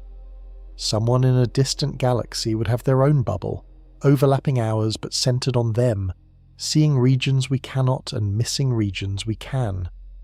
Our horizon is a local thing, set by where we happen to stand and how long light has had to travel, and that vast bubble grew from a beginning stranger than any expansion we see today, a first instant when space stretched not merely faster than light, but almost beyond imagining. The expansion we see now is stately and slow, galaxies drifting apart over billions of years. But the universe seems to have begun with a burst of expansion so violent and so fast that it makes today's stretching look frozen. In the tiniest sliver of the first second, space itself is thought to have ballooned faster than light many times over. Physicists call this cosmic inflation, and it was proposed to solve puzzles that the ordinary picture of the early universe could not. The idea came in 1980, chiefly from the physicist Alan Guth, with important contributions from others soon after. Guth was wrestling with a few stubborn problems in cosmology. One was that the universe looks remarkably uniform on the larger scales. Regions on opposite sides of the sky, too far apart to have ever exchanged light or influence, nonetheless share the same temperature and character. How did they come to match so precisely if they could never have been in contact? Another puzzle was why space appears so flat, so finely balanced rather than curved one way or the other. Inflation answers both with a single dramatic stroke. Suppose that in the first fraction of a second, far less than a trillionth of a trillionth of a trillionth of a second in, the universe underwent a spell of runaway expansion. In that instant, a region smaller than an atom was stretched larger than a grapefruit, and space doubled in size again and again, many dozens of times over, in almost no time at all. The expansion was exponential, each tiny interval doubling the last, so the growth outpaced light by an enormous margin. This solves the uniformity puzzle neatly. Before inflation, the regions that now sit on opposite sides of the sky were packed close together, near enough to reach the same temperature and settle into the same conditions. Then inflation flung them vastly apart, far beyond any distance light could later bridge. But they carried their shared character with them. The matching skies are matching because they were once in contact, before the great stretch separated them, and the violent expansion smoothed and flattened space, ironing out any curvature, which explains why the geometry looks so flat today. Notice that inflation, like the gentler expansion around us, does not break the speed limit. Nothing travelled through space faster than light. It was space itself that expanded, carrying its contents apart at a rate no object could match. The same distinction that let distant galaxies recede faster than light applies here, only far more extremely. The fabric stretched. The things within it were simply along for the ride. Inflation also planted the seeds of everything we see. Tiny quantum ripples present in the microscopic patch before it grew were stretched by the expansion into variations spanning the whole sky. Those slight unevennesses became the places where matter later gathered, the seeds from which galaxies and clusters eventually grew. The largest structures in the universe may be the magnified fingerprints of the smallest quantum flickers blown up by inflation to cosmic size. The theory is not fully settled, and honest physicists say so. We do not yet know exactly what drove inflation, or precisely how it ended, and some of the details remain open questions under active study. But the broad idea explains so much and fits the observations so well that it sits near the centre of modern cosmology. What it tells us for our purposes is plain. The universe began with space outrunning light on a scale beyond anything we witness now, and that stretching never fully stopped. In fact, something in the dark is making it speed up again. For most of the last century, astronomers assumed the expansion of the universe must be slowing down. It seemed obvious. All the matter in the cosmos pulls on all the other matter through gravity, and gravity attracts. That mutual pull should act as a brake on the expansion, gradually reining it in. The only question was whether the brake was strong enough to halt and reverse the expansion someday, or merely slow it forever. Then, in 1998, two teams of astronomers found the opposite of what everyone expected. The teams were racing to measure how much the expansion had slowed by studying a special kind of exploding star. Certain supernovae, the type called Type 1a, explode with a remarkably consistent brightness, which makes them useful as distance markers. Because their true brightness is known, how faint they appear tells you how far away they are, and their light also reveals how much the universe has stretched since the explosion. By finding these supernovae at great distances, the the astronomers could chart how the expansion rate had changed over billions of years. The measurement came back backwards. The distant supernovae were fainter and therefore farther away than they should have been if the expansion was slowing. The only way to explain their faintness was that the expansion had not been decelerating at all. It had been speeding up. Over the last several billion years, the stretching of space has been accelerating, galaxies flying apart faster and faster rather than more and more slowly. Something was overpowering the collective gravity of all the matter in the universe and pushing it apart with growing force. The two teams, one led by Saul Perlmutter and the other by Brian Schmidt and Adam Rees, arrived at the same startling result independently, which gave it weight. The discovery earned them the Nobel Prize, and it forced a strange new ingredient into our picture of the cosmos. Whatever is driving the acceleration, we cannot see it, and we do not understand it. For lack of a better name, physicists call it dark energy. Dark energy is the placeholder for the cause of the accelerating expansion, and its most remarkable feature is how much of the universe it seems to make up. When cosmologists add everything together, ordinary matter, the stuff of stars and planets and people, accounts for only about 5% of the universe. Another quarter or so is dark matter, an unseen form of matter known only by its gravitational pull, and nearly 70% of everything, the great majority of the cosmos, is this dark energy, spread through empty space and pushing it to expand ever faster. What dark energy actually is remains one of the deepest open questions in all of science. One leading idea holds that it is a property of empty space itself, a faint energy woven into the vacuum that pushes outward, growing in total effect as more space appears. Other ideas propose new fields or forces. The honest state of things is that we have measured its effects carefully, but do not know its nature. It is named for our ignorance as much as for its darkness. For the fate of the universe, dark energy changes everything. A cosmos slowing down might one day have coasted to a stop or fallen back together. A cosmos accelerating apart faces a different and lonelier future. The expansion is not just continuing but quickening, and as it does, it carries more and more of the universe beyond our reach, drawing a horizon around us that steadily closes in. The accelerating expansion does more than spread galaxies apart. It draws a line around what we can ever reach, and that line is closing. There is a boundary in the sky beyond which galaxies are slipping away from us forever, never to be reached, never to be signalled, no matter how long we wait or how fast we travel. Physicists call it the cosmic event horizon, and it is one of the most quietly final facts about the universe we live in. To see how it forms, remember two things we have established. Space is expanding, and the expansion is speeding up. Now picture sending a beam of light toward a very distant galaxy, hoping it will arrive. The light travels toward the galaxy at its fixed speed, but the space between you and the galaxy is stretching, and stretching faster all the time. If the galaxy is close enough, your light gains ground and will eventually arrive. But if the galaxy is beyond a certain distance, the expanding space between you grows faster than your light can cross it. The light falls behind and never catches up. That critical distance is the cosmic event horizon. Galaxies within it can still, in principle, receive a signal we send today.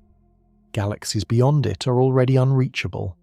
A message sent now, at the speed of light, will chase them forever and never arrive, because the space ahead keeps opening faster than the message advances. They are lost to us, not because they are hidden, but because the widening gulf can never be crossed. The cruel part is that the horizon is not fixed. As the expansion accelerates, the event horizon draws inward in terms of the galaxies it encloses, and more of them cross to the far side. One by one, over the vast future, galaxies that we can reach today will slip beyond the horizon and become permanently unreachable. It is like watching boats drift over the edge of a waterfall, one after another, each passing a point of no return. Once a galaxy crosses, no signal we ever send can catch it again. This is worth pausing on, because it is a genuinely strange loss. We can still see many of these galaxies. Their old light, sent long ago when they were closer, continues to arrive, so they remain visible in our telescopes. But visibility is not reachability. We see them as they were in the distant past, while their present selves have already receded beyond any contact. We are watching ghosts, images of a past that is still glowing on its way to us, from galaxies we could never touch again even at light speed. And the effect only deepens with time. As dark energy drives the expansion faster, the event horizon tightens, and the accessible universe shrinks. Regions that are reachable today will not be reachable in the far future. The cosmos, in a sense, is quietly sorting itself into the part we can still interact with, and the ever-growing parts sealed off from us forever, with the boundary between them creeping steadily closer. It is a curious kind of limit, born from the marriage of two facts, the fixed speed of light and the accelerating stretch of space. Neither alone would do it. Light's finite speed sets how fast we can reach out, and the runaway expansion outpaces that reach for anything far enough away. Together they wall us into an island, generous for now but slowly contracting. And if we follow that contraction far enough into the future, the sky itself grows lonely in a way that is hard to face. Follow the accelerating expansion far enough into the future, and the sky empties out. The cosmos we know, rich with countless galaxies scattered in every direction, is a feature of this particular era, and it will not last. In the deep future, the accelerating stretch of space will carry nearly everything beyond the horizon, leaving behind a dark and lonely sky. It is a sobering vision, and it follows directly from the physics we have been tracing. Consider what happens as the expansion continues to quicken over billions and then trillions of years. Galaxy after galaxy crosses the cosmic event horizon and vanishes from reach. But more than that, their light itself is affected. As the space between us and a receding galaxy stretches ever faster, the light coming from it is stretched too, its waves drawn out longer and longer, its colour shifting toward the red and then past red into the invisible. Eventually the light is stretched so far that it fades below any hope of detection. The galaxy does not just become unreachable, it becomes unseeable, dimming out of the sky entirely. So the far future holds a strange fate for any observers who might exist then.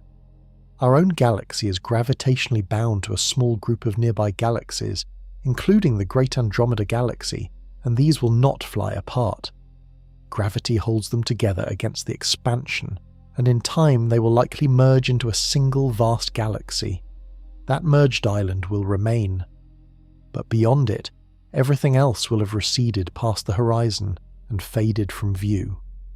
An astronomer in that era would look out and see only their own galaxy, surrounded by empty blackness, with no other galaxy visible anywhere.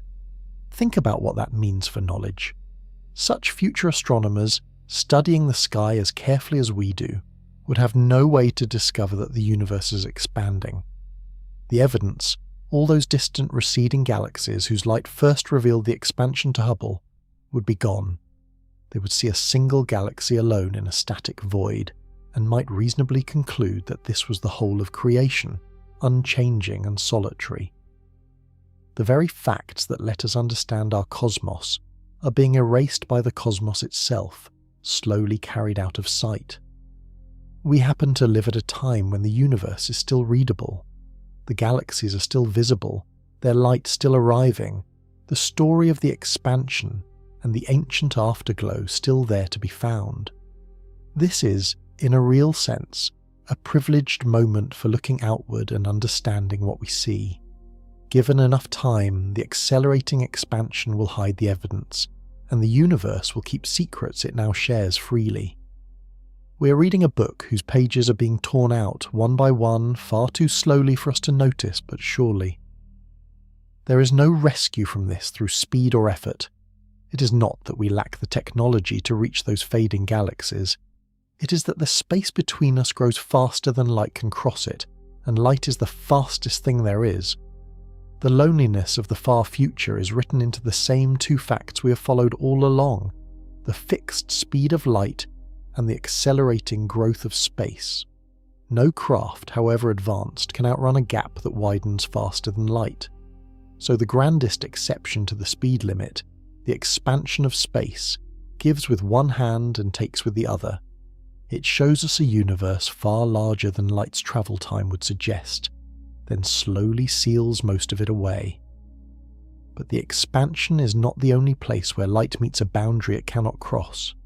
There are objects, right here in our own galaxy, where even light is trapped and cannot escape. We have watched space itself outrun light on the larger scales, but there are places on the smaller scales, dense and dark, where light meets a different kind of defeat. These are the black holes, regions where gravity grows so overwhelming that not even light, the fastest thing in existence, can climb back out. They are the other great failure of escape, and understanding them starts with a simple idea from everyday life. Think about throwing a ball straight up. It rises, slows, and falls back.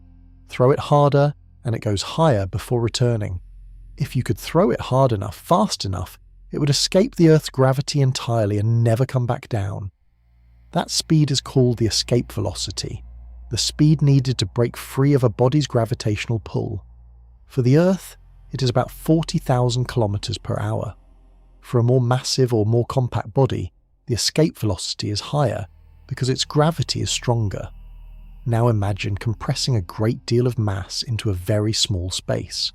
As the object grows denser, its surface gravity climbs, and so does the escape velocity needed to leave it. Keep compressing, and you reach a point where the escape velocity equals the speed of light. Squeeze the mass any further, and the escape velocity exceeds the speed of light. At that point, since nothing can travel faster than light, nothing can escape at all. Not a rocket, not a particle, not even light itself. You have made a black hole. The boundary around a black hole, the surface of no return, is called the event horizon. It is not a physical surface you could touch, but a line in space marking where escape becomes impossible. Outside it, with enough speed, you could still get away, cross it, and no speed is enough, because escaping would require going faster than light, which nothing can do. Anything that falls through the event horizon, any light, any matter, any signal, is trapped inside forever, drawn inward toward the center. This is why a black hole is black. No light leaves it, so it sends us nothing directly. We see only its effects on the matter and light around it. The mathematics behind this came from the physicist Karl Schwarzschild, who worked out the solution in 1916, remarkably soon after Einstein published General Relativity, and while Schwarzschild was serving in the war. His work showed exactly how compact a mass must be for its escape velocity to reach light speed, defining the size of the event horizon for any given mass. For decades, black holes were treated as a mathematical curiosity, too strange to be real. We now know they are abundant, lurking at the centers of galaxies, including a giant one at the heart of our own Milky Way, and scattered through space as the collapsed cores of massive dead stars. A black hole is the speed limit turned into a prison. The same rule that forbids matter from reaching light speed is what seals the event horizon shut, because escaping would demand exactly the forbidden thing. Here the cosmic limit does not merely cap how fast you can go. It decides that from certain places there is no going at all. Light, which outruns everything, is itself held captive where gravity grows strong enough.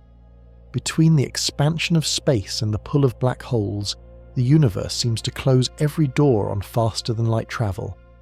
And yet human imagination, guided by the same equations, has sketched two ways one might try to cheat the limit without ever locally breaking it.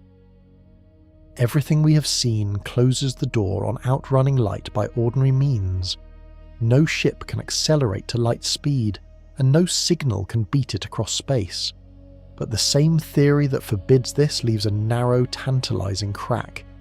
If space itself can stretch and move faster than light, as it does on cosmic scales, then perhaps, in principle, one could harness that trick deliberately. This is the idea behind the warp drive, and it was given real mathematical form by a physicist who took the equations seriously. In 1994, the Mexican physicist Miguel Alcubierre asked a bold question. Could you move a spaceship faster than light not by pushing it through space, but by moving the space around it? He worked out a solution within Einstein's general relativity that seemed to allow it. The concept is elegant. Instead of accelerating the ship, you contract the space in front of it and expand the space behind it. The ship sits in a little bubble of flat, ordinary space, a calm pocket, while the region around that pocket does the moving. Picture the ship resting on a patch of space-time untouched, while a wave in the fabric carries the whole patch forward. Space ahead squeezes together, drawing the destination closer. Space behind stretches out, pushing the origin away. The bubble and the ship inside it rides this wave. Crucially, the ship never moves faster than light through its local space. Inside the bubble, all the usual rules hold, and no law is broken locally. It is the bubble of space itself that travels, and space, as we have seen, is not bound by the speed limit. In this way, the ship could cross vast distances faster than light could, without ever locally exceeding it, and without the crushing effects of acceleration. It sounds like a genuine loophole, and on paper it is. But the Alcubierre solution comes with a demand that has kept it firmly in the realm of theory. To bend space in the required way, to contract it ahead and expand it behind, you would need a very peculiar ingredient. You would need a form of matter or energy with negative energy density, sometimes called exotic matter. In plain terms, you would need stuff that weighs less than nothing, that gravitates in reverse, pushing rather than pulling. Nothing like that has ever been found in the quantities the warp drive requires. There are hints, in delicate quantum experiments, that tiny amounts of negative energy can exist in special circumstances, but the warp bubble would demand vast quantities of it, and possibly more than exists in the entire universe by some early estimates, though later refinements have lowered the figure.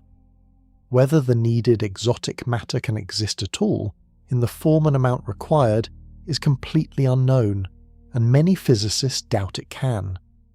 So the warp drive is not a design we could start building. It is a demonstration that Einstein's own equations do not flatly forbid faster than light travel, provided you can command something we have never seen. It shifts the barrier from a wall in physics to a question about exotic matter, which may prove just as impassable. The honest position is that we do not know whether it could ever work, and there is no path from here to there with anything we understand today. The warp drive tries to move the map instead of the traveller. There is a second dream that takes a different approach entirely, not stretching space to carry you along, but punching a shortcut straight through it. The warp drive tries to carry you swiftly across space. The other great dream tries to skip the crossing entirely by opening a shortcut from one place to another. This is the wormhole, a tunnel through the fabric of space-time that would connect two distant points directly, so you could pass between them without travelling the long way around. Like the warp drive, it emerges from Einstein's equations, and like the warp drive, it comes wrapped in a serious difficulty. The seed of the idea goes back to 1935, when Einstein, working with his colleague Nathan Rosen, found that the equations of general relativity allowed a peculiar structure. It was a kind of bridge connecting two separate regions of space-time, and it became known as an Einstein-Rosen bridge. In its original form, it arose from the mathematics of black holes, a theoretical connection linking one region to another through the warped geometry around a collapsed mass. For a long time, it was regarded as a mathematical oddity with no practical meaning. The appeal for travel is easy to picture. Imagine space-time as a sheet of paper with two distant points marked on it. Normally, to go from one point to the other, you travel across the sheet, the full distance between them, but now fold the paper so the 2 points come close together and punch a tunnel connecting them directly. Step through the tunnel and you emerge at the far point, having bypassed the long journey across the sheet.